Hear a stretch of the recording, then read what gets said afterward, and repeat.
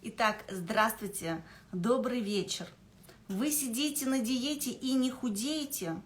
У вас нет продвижения по карьерной лестнице? Вы ходите в спортзал и не видите никаких результатов? Мышцы не появляются? Вы тратите много денег на косметолога, утром просыпаетесь, а у вас снова круги под глазами, и вы не можете понять, почему же это происходит? Утром просыпаетесь, у вас головная боль, вы не досыпаете. Что же это за зверь, который мешает нам жить хорошо, высыпаться и быть красивыми и достигать всего того, что мы себе задумали? Итак, этого зверя зовут храп. И в сегодняшнем прямом эфире мы поговорим про эту ситуацию, как храп мешает нам жить. Я расскажу историю своего клиента, который разрешил мне поделиться в прямом эфире, что же такое храп и как он влияет на семейные отношения.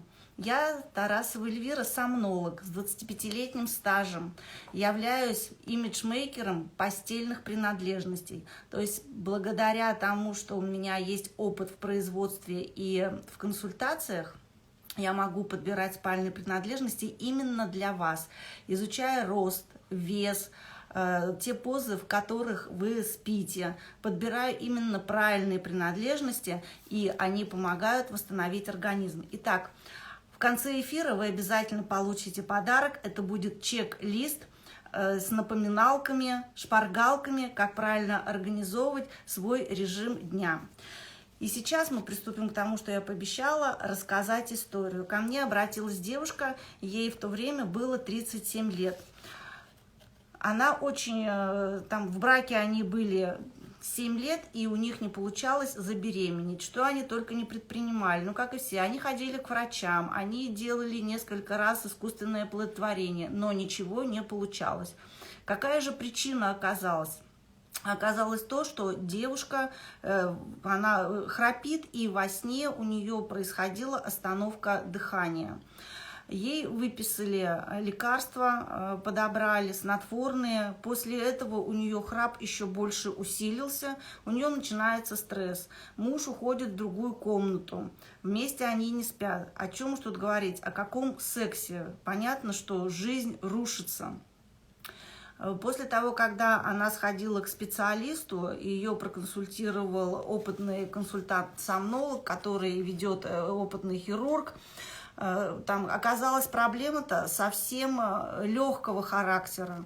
Остановка дыхания не была такой частой, и она не повторялась. Ей отменили снотворные, она перешла на более легкие чаи успокаивающие, это ромашка, мелисса. Когда ко мне она обратилась, мы с ней именно прошлись по тому, что в спальне ее окружает, какие эмоции она с собой приносит в спальню и в сон. Наладили ей процедуры, подобрали питание, и здесь жизнь начала налаживаться. Поэтому не так уж и прост этот храп. И я здесь вам подобрала сейчас, зачитаю статистику, как храп влияет на отношения между супругами. По статистике от 9 до 13 семей называют храп партнера основной причиной их развода.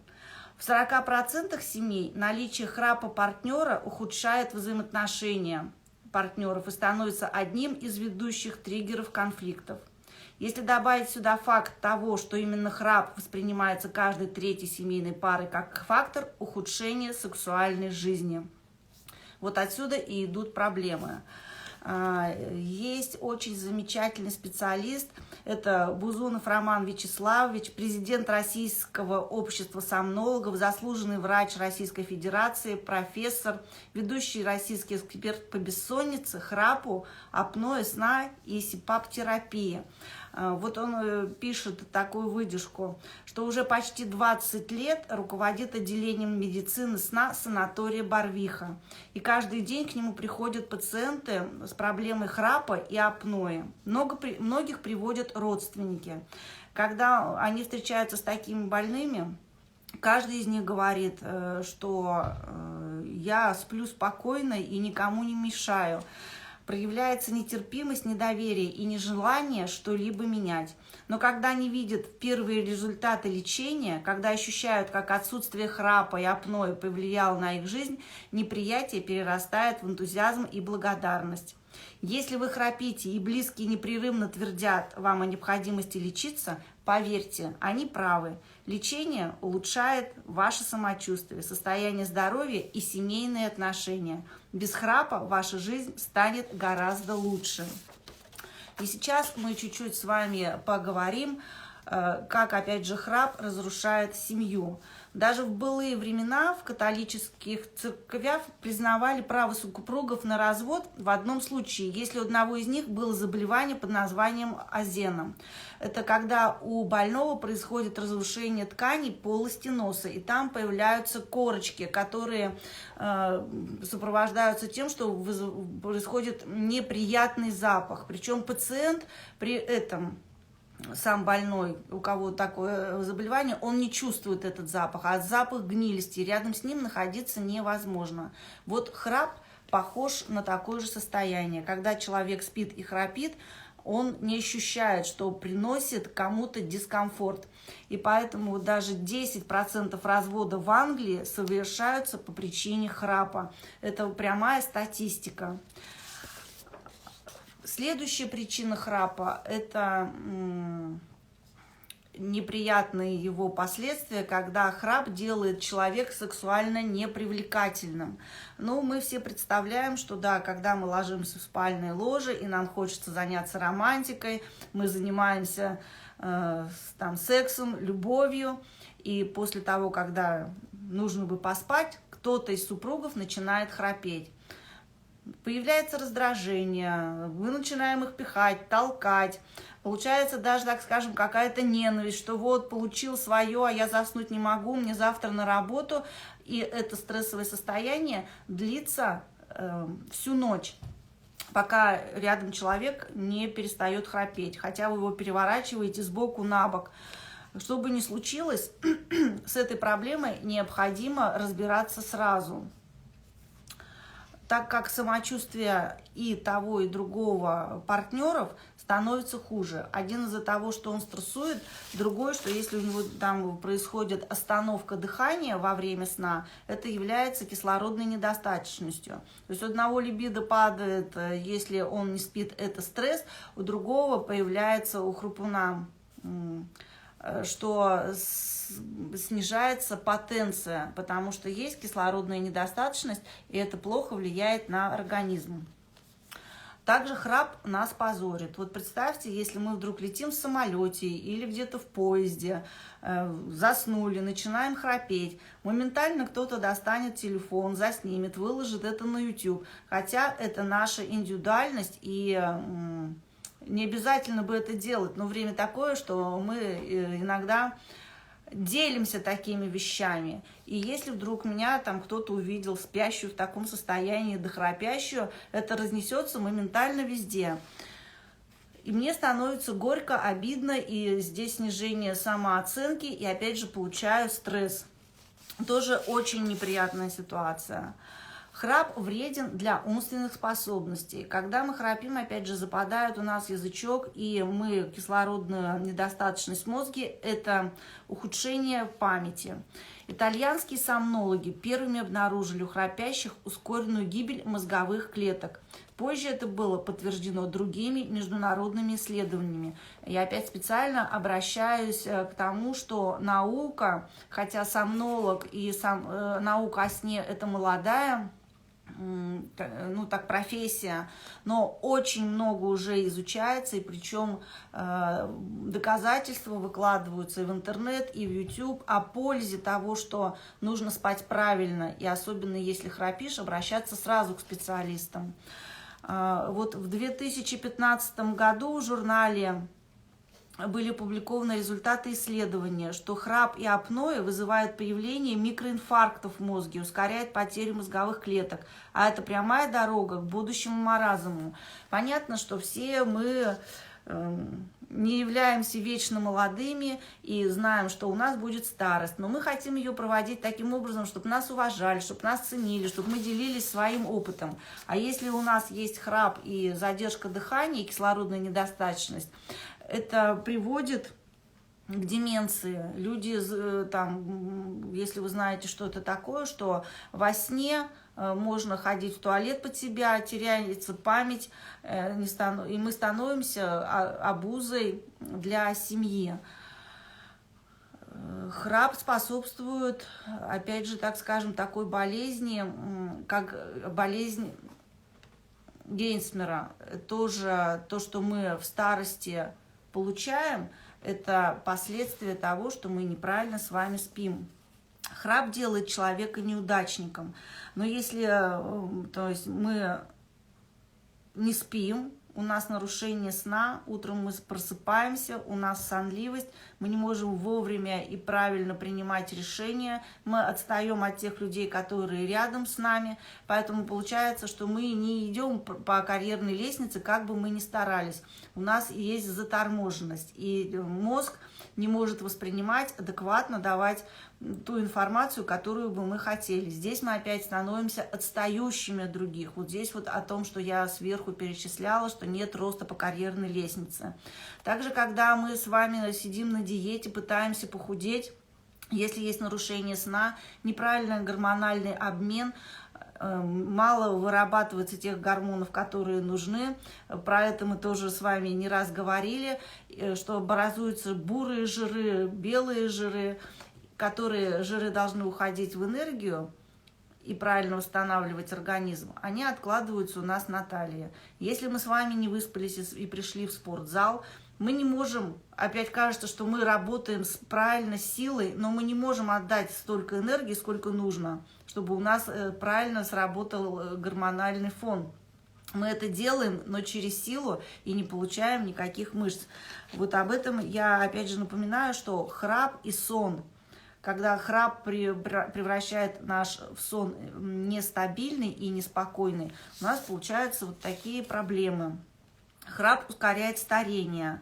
Когда сон нарушается, гормон самотропин, отвечающий за поддержание упругости кожи, мышц, физическую форму и сохранение нормального веса, он не вырабатывается в достаточном количестве. Отсюда все то, что мы стараемся делать днем, куда мы себя вкладываем, куда мы тратим свою энергию, от чего мы хотим получить результат, у нас это не получается. Это нарушение сна, нарушение гормонального обмена. Храп опасен для жизни. Ну, здесь вот по статистике, опять же, случается инфаркт, инсульт в 3-5 раз больше, чем у тех, кто хорошо высыпается. Ну и, конечно, вот 20% ДТП происходит именно по причине невнимательности и засыпания водителя за рулем. Вот если все эти причины, которые я вам назвала, они имеют у вас в жизни происходят, то обязательно обращайте на это внимание, и чем раньше вы с этой проблемой начнете бороться и восстанавливать свой сон, тем лучше у вас будет жизнь и будут успехи. Видим, что сон влияет на нас со всех сторон, и получать пользу нам нужно каждый день. Не просто природой заложено, что треть часть жизни мы находимся в кроватках, мы спим. И кроватки должны быть правильными. Если мы же сон свой прерываем, то проблема возрастает с геометрической прогрессией. Мы должны любить свой организм и разрешать ему наслаждаться правом восстанавливать нас. Напоминаю еще раз, что в течение сна мозг у нас работает еще быстрее и больше.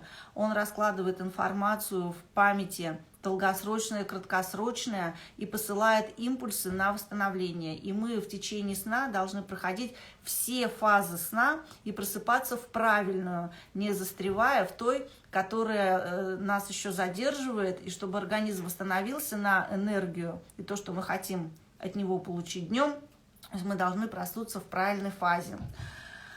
Сейчас мы еще с вами раз проговорим правила гигиены сна. И я остановлюсь на некоторых пунктах, что я напоминаю, что должна быть температура в комнате 18-22 градуса, удобная широкая кровать, правильно подобранные подушки, одеяла, матрасы, которые способствуют расслаблению, отсутствие шума и работающих приборов.